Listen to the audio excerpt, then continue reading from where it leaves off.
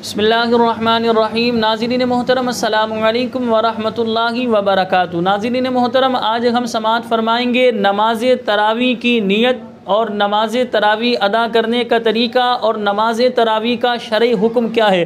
سب سے پہلے نماز تراویح کی آپ نیت سماعت فرمائیں۔ دیکھیں، نیت جو ہے یہ دل کے پختہ ارادے کو کہتے ہیں، زبان سے کہہ لینا بہتر ہوتا ہے۔ نماز تراویح کی نیت اس طرح کریں گے، نیت کی میں نے 2 رکعت نماز تراویح سنت مؤکدہ۔ اب امام صاحب کے پیچھے پڑھ رہے ہیں تو کہیں گے پیچھے اس امام کے منہ میرا کعبہ شریف کی طرف۔ جب امام صاحب تکبیر تحریمہ کہہ کر ہاتھوں کو باندھیں گے، آپ حضرات نے بھی تکبیر تحریمہ کہہ کر ہاتھوں کو باندھ لینا ہے۔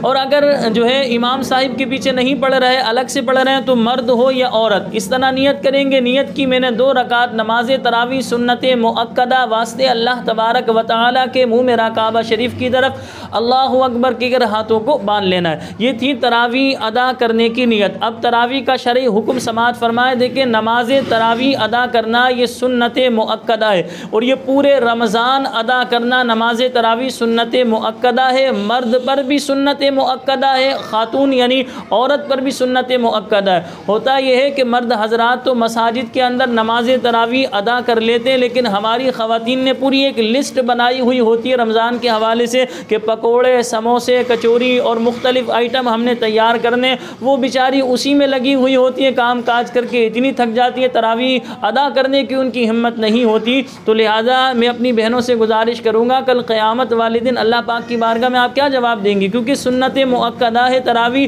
اگر ایک آدھ بار بندہ چھوڑے گا تو اس نے برا کیا، اور اگر تراویح چھوڑنے کا معمول بنائے گا، یعنی مثال کے طور پہ مکمل ہی آپ نماز تراویح نہیں پڑھتی یا نہیں پڑھتا بندہ، تو لہٰذا اب ایسی صورت میں بندہ گنہگار ہوگا۔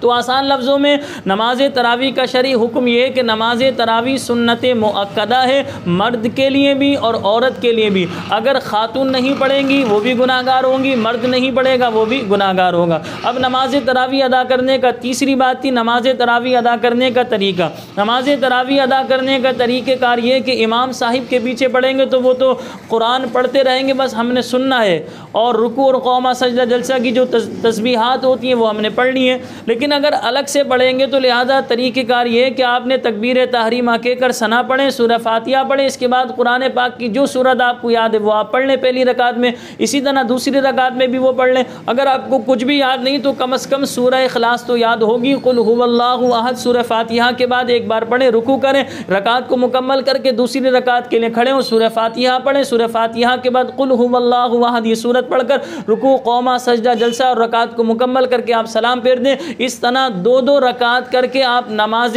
تراویح 20 رکعت ادا کریں۔ پورے رمضان نماز تراویح ادا کرنی ہے۔ تو آسان انداز میں ہم نے آپ کے سامنے بیان کر دیا کہ نماز تراویح کی نیت کس طرح کریں گے، اور نماز تراویح کا حکم کیا ہے، اور نماز تراویح ادا کرنے کا طریقہ کار۔ اچھا، جماعت سے نماز تراویح لوگوں کی نکل جاتی ہے تو بعض ہمارے بھولے بالے نادان مسلمان بھائی کہتے ہیں یار آج تو نماز تراویح نکل گئی، تو اب میں نماز تراویح کیسے پڑھوں؟ تو لہذا اگر نماز تراویح نکل جائے تو آپ پریشان نہ ہو، آپ یعنی جماعت نکل گئی تو آپ نے گھر کے اندر 20 رکعت نماز تراویح ادا کرنی ہے۔ آپ نہیں پڑھیں گے تو ہم نے آپ کو بتایا نماز تراویح کو مسلسل بندہ چھوڑتا رہے گا وہ گناہگار ہوگا، اللہ پاک کی بارگاہ میں جواب دہ ہوگا۔ مجھے اپنی خاص دعاؤں میں یاد رکھیے گا۔ السلام علیکم ورحمۃ اللہ وبرکاتہ۔